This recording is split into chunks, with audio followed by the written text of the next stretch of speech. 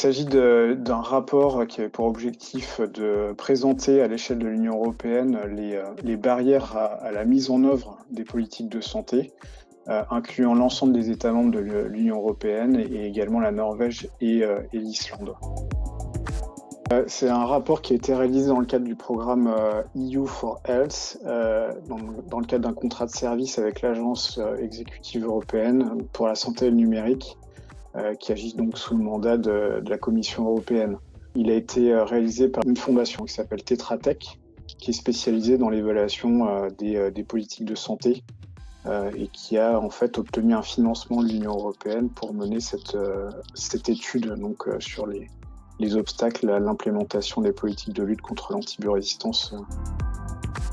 On y trouvera des études qui ont été menées dans chaque pays avec des entretiens semi-directifs réalisés avec des experts nationaux ciblés dans chaque pays. Donc 28 pays les analyses sur 28 pays sont intégrées dans le rapport et donc on aura des informations sur la mise en œuvre des politiques, sur le contenu d'une part des politiques de prévention de l'infection et de l'antibiorésistance dans chaque pays.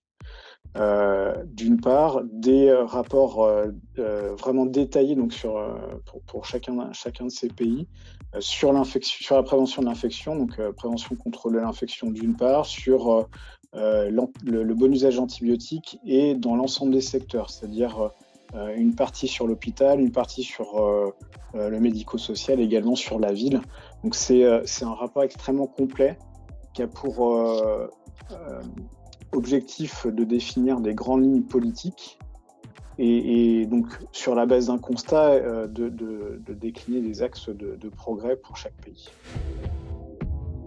Alors c'est un rapport qui a pour objectif qui est très politique et stratégique, hein. Donc c'est un rapport qui a pour objectif de convaincre ou d'orienter des politiques de santé à l'échelle nationale, voire régionale. Il est également intéressant pour les professionnels de terrain, mais vraiment, je pense que la cible, elle se situe au niveau national. Et on y trouvera à la fois, donc, comme je le disais, le constat de la mise en œuvre des politiques de santé, leur contenu, mais également des solutions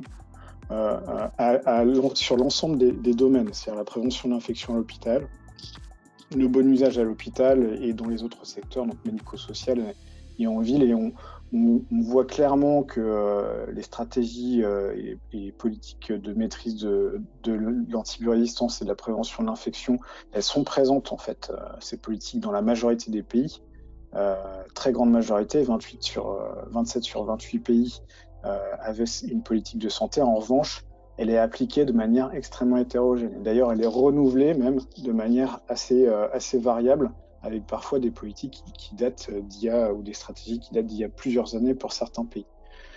D'autre part, on a des éléments qui sont communs sur ces résultats, hein, dans le cadre de ce rapport. C'est l'absence de mesures ciblant les établissements de soins de longue durée. D'ailleurs, il y a une définition du médico-social qui est variable d'un pays à un autre, parce que c'est qu'un EHPAD chez nous, ailleurs, c'est pas forcément calcable. Et puis on a également des aspects de l'ordre de l'implication des pharmacies dans le bon usage antibiotique, la sensibilisation de l'opinion publique qui est également extrêmement variable, et donc qui sont présentés avec des perspectives d'amélioration. Donc c'est extrêmement riche. Encore une fois, ce sont des entretiens semi-directifs qualitatifs, donc il y a beaucoup de données qui ont été collectées.